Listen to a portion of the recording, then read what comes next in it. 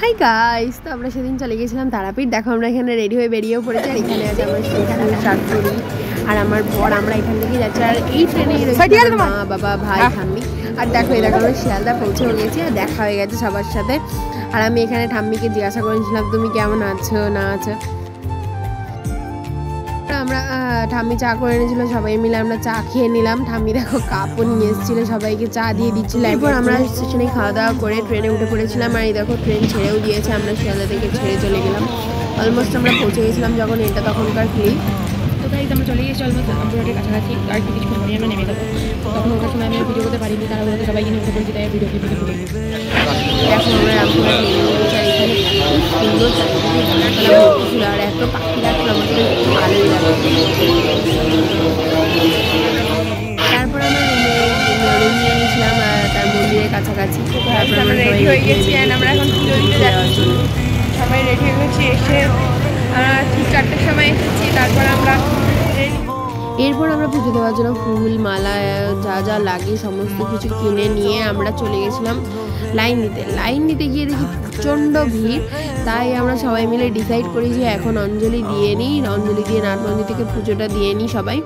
তো আমরা এখানে আমাদের পান্ডা ঠিক করা ছিল, আমরা এখানে পুজো দিয়ে সবাই অনেক ভিড়ের মধ্যে এখানে দাঁড়িয়েই মায়ের একটু দর্শন পেয়ে যাই।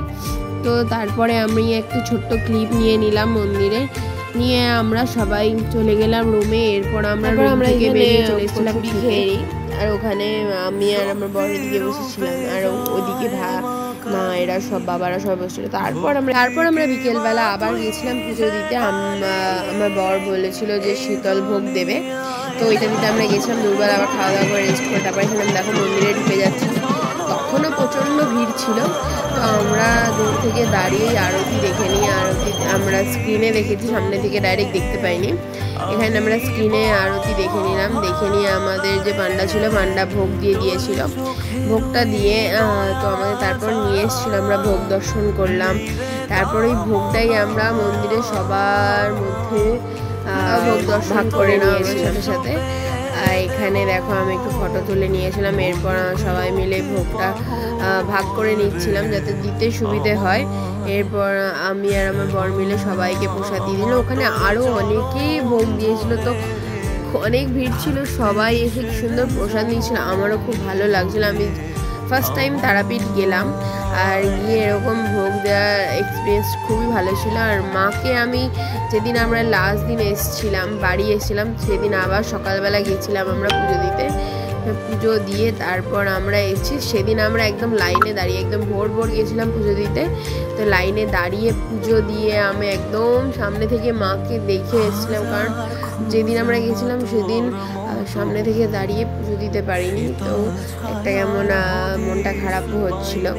তারপর যখন আসার দিন পুজো দিয়ে সামনে থেকে মাকে দেখলাম, খুব ভালো লাগলো। একটা শান্তিও লাগছিল মনে যে আশাটা এইবার সার্থক। এখানে আমরা ভোগ দিয়ে দিচ্ছিলাম সবাইকে।